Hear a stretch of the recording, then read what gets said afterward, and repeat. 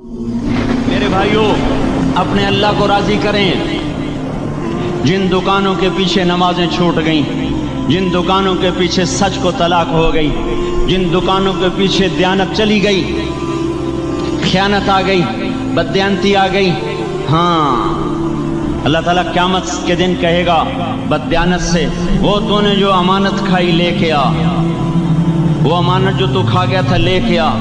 کہے گا یا اللہ کہاں سے لاؤں، وہ تو دنیا میں رہ گئی۔ اللہ تعالیٰ فرمائیں گے پڑی ہوئی ہے جہنم میں، پڑی ہے، جا اٹھا کے لا۔ وہ جہنم میں کیسے جائے؟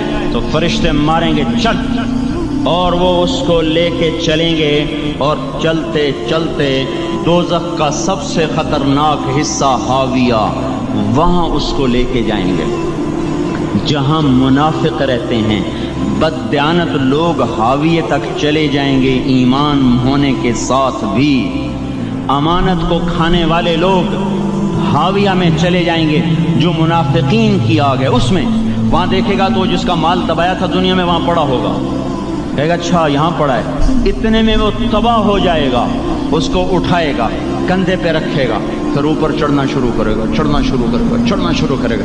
جب دوزخ کے کنارے پر آ جائے گا تو وہ اس کے ہاتھ سے چھوٹ جائے گا اور پھر حاویہ میں جا گرے گا۔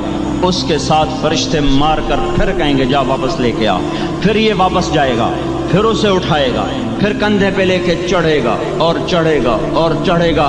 جب کنارے پر آئے گا تو پھر اس کے ہاتھ سے چھوٹ جائے گی، اس کے پھر فرشتے مار کے نیچے گرا دیں گے، جا لے کے آ۔ اب یہ کبھی اس میں سے نہیں نکل سکتا۔ اس کمانے سے توبہ کریں، یہ کمانا جہنم میں لے جائے گا۔ اور ادھر دوسری سنو، سَيَعْلَمُونَ الْيَوْمَ مَنْ أَصْحَابُ الْكِرَامِ، ایک فرشتہ اعلان کرے گا آج پتہ چلے گا عزت والے کون ہیں، آج پتہ چلے گا عزت والے کون ہیں۔ أَيْنَ الَّذِينَ تَتَجَافَى جُنُوبُهُمْ عَنِ الْمَضَاجِعِ، کہاں ہیں راتوں کو اٹھ کے نمازیں پڑھنے والے؟ ارے میرے بھائیو، یہ نماز کی غفلت بہت بڑی ہلاکت ہے۔ میں کیسے سمجھاؤں؟ میں تو جب بھی جمعہ پڑھاتا ہوں میں یہ مضمون ضرور بیان کروں۔ مجھے جب یہ مجمع نظر آتا ہے تو میرا دل ٹکڑے ٹکڑے ہو جاتا ہے کہ یہ 8ویں دن آتے ہیں اور باقی دن کہاں ہوتے ہیں؟ یہ کیوں نہیں سمجھتے؟ ان کے آنکھ کیا ہو گیا؟ ان کے کانوں میں ڈانٹ لگ گیا، یا دل کے اوپر کوئی پردہ آ گیا، یا میں کوئی عربی میں بات کرتا ہوں جو سمجھ میں نہیں آتی، یا میں کوئی ان سے چندے کا مطالبہ کر رہا ہوں، یا کوئی اپنی ذات کے لیے سوال کر رہا ہوں، یا اپنی شخصیت کی دعوت دے رہا ہوں۔ آج نماز عزت دلائے گی، سب سے پہلا اعلان ہوگا، کہاں آج پتہ چلے گا عزت والے کون ہیں، کہاں ہیں راتوں کو اٹھ کے نماز پڑھنے والے اور اللہ کے نام پہ خرچ کرنے والے۔ صرف نماز نہیں، زکوٰۃ بھی دینی پڑے گی۔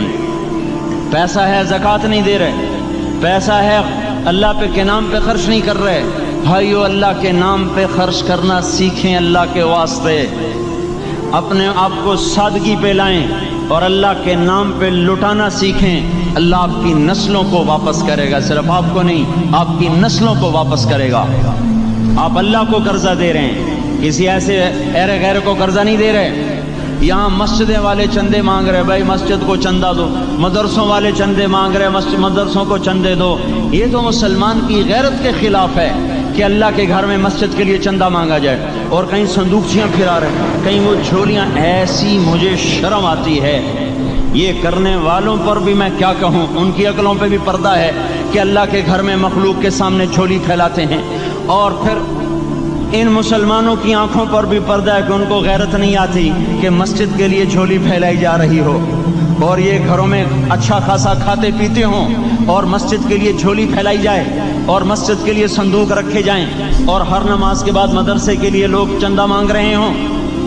یہ ایمانی اور غیرت کے خلاف، مسلمان کی سخاوت کے خلاف ہے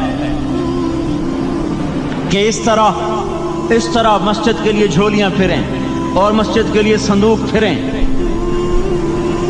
ہم تو اللہ کے نام پہ بے دھڑک لگائیں، اقیم الصلاۃ و آتوا الزکاۃ، اقیم الصلاۃ و آتوا الزکاۃ 67 دفعہ یہ حکم چلا ہے، اور ہر دفعہ زکوٰۃ کے ساتھ نماز نماز زکوٰۃ زکوٰۃ نماز نماز زکوٰۃ زکوٰۃ نماز۔ نماز پڑھنے والے زیادہ ہیں نسبتاً زکوٰۃ دینے والوں سے، زکوٰۃ دینے والے تھوڑے ہیں، پیسہ جاتے ہوئے جان جاتی۔ ہمیں نہ دو، اپنے غریب رشتہ داروں کو تلاش کر کے دیں، اپنے غریب رشتہ داروں کو، اپنے غریب پڑوسیوں کو۔ آج جو صحیح دیانتدار تنخواہ دار ہے وہ بھی مستحق زکوٰۃ ہے اگر وہ دیانتدار ہے تو۔ اگر رشوت نہیں لیتا تو آج کا ایس پی بھی مستحق زکوٰۃ ہے۔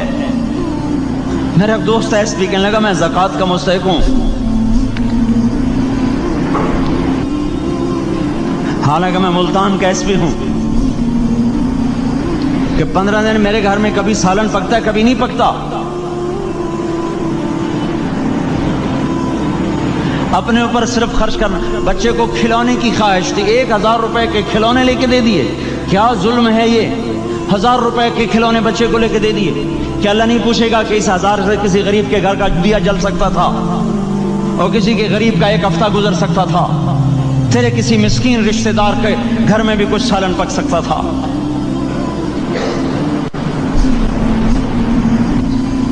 رزق دیا تو اس کا ہوش نہیں کہ اس کا حق ادا کریں، جان دی تو اس کا ہوش نہیں کہ اس کا حق ادا کریں۔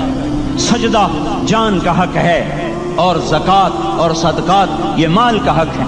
میں کب اپنے لیے مانگ رہا ہوں؟ میں کہہ رہا ہوں اللہ اپنے غریب رشتہ داروں کو دیں، ان کو تلاش کریں اللہ کے واسطے۔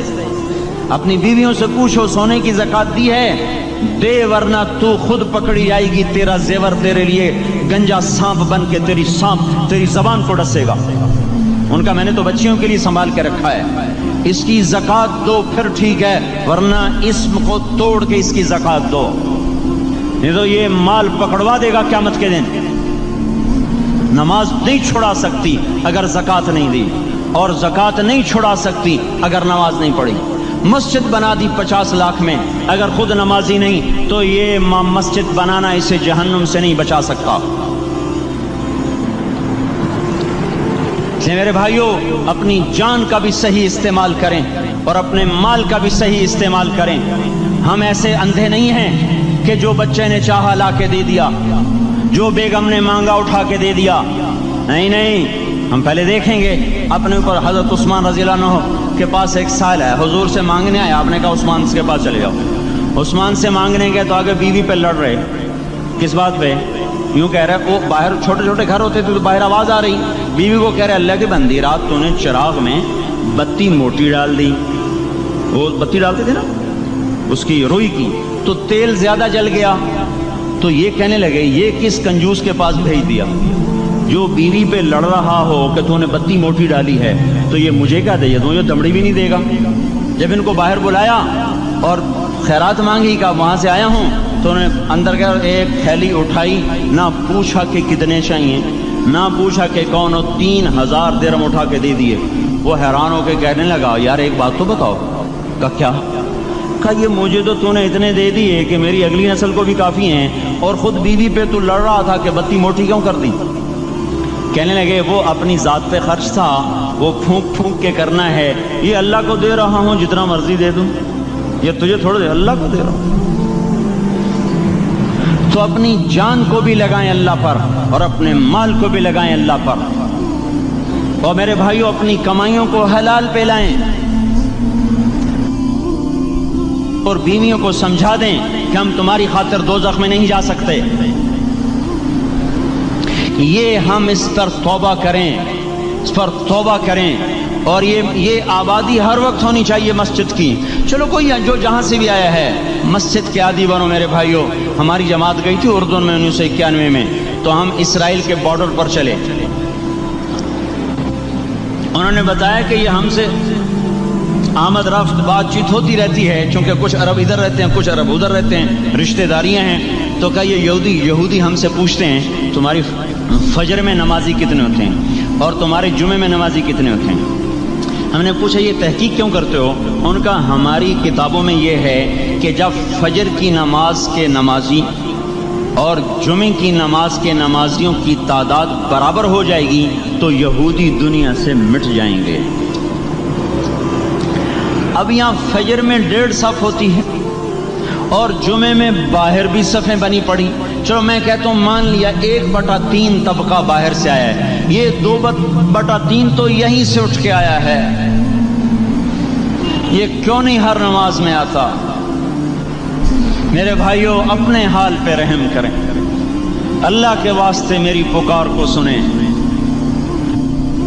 میں آپ کو کوئی فلسفہ نہیں سمجھا رہا، میرا روزانہ ہر جمعہ جب آتا ہوں میں یہی مضمون بیان کرتا ہوں، میں روزانہ آپ کو نیا بیان سنا سکتا ہوں۔ 360 دن ہیں، میں اللہ کے فضل سے آپ کو روزانہ نیا 360 دن میں آپ کو 360 نئے بیان سنا سکتا ہوں۔ لیکن میں یہاں بیان کرنے نہیں بیٹھتا، اپنا دکھڑا میں روتا ہوں کہ پوری گلستان کالونی جہنم کی طرف جائے اور میں ان کا پڑوسی ہوں اور میں انہیں جہنم میں جاتا دیکھوں اور میری ہائے نہ نکلے تو میں ڈوب کے مر جاؤں۔ جلتا کتا ہم نہیں دیکھ سکتے اور اس ہماری آنسو نکل پڑیں، چوہے کو ہم جلتا نہیں دیکھ سکتے اور میں اتنی شکلوں کو جہنم میں جاتا دیکھوں۔ جس نے فجر آج نہیں پڑھی اس نے پر جہنم کو واجب کر لیا، جو اب آئندہ اثر نہیں پڑے گا اس پر جہنم واجب ہو گئی۔ پھر میں کیا مضمون بیان کروں، کیا فلسفے بیان کروں؟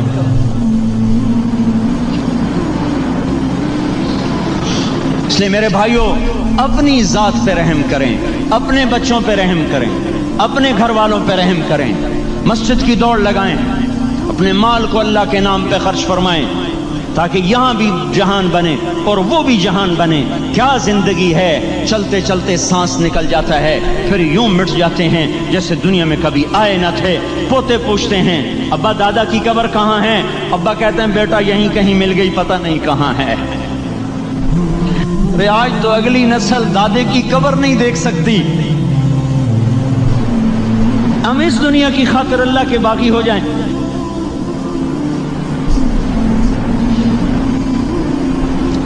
اس بے وفا جہان کی خاطر اللہ سے بغاوت کر جائیں جو ایسا مہربان، جو ایسا کریم۔ تو اس لیے میرے بھائیوں اللہ کے واسطے اللہ کی بارگاہ میں توبہ کریں اور اپنے اللہ کو راضی کریں۔ یہی میری فریاد ہے، یہی میری پکار ہے۔ میں بھی توبہ کرتا ہوں، آپ بھی اللہ کی بارگاہ میں توبہ کریں کہ کوئی کام اللہ کی منشا کے خلاف نہ ہو۔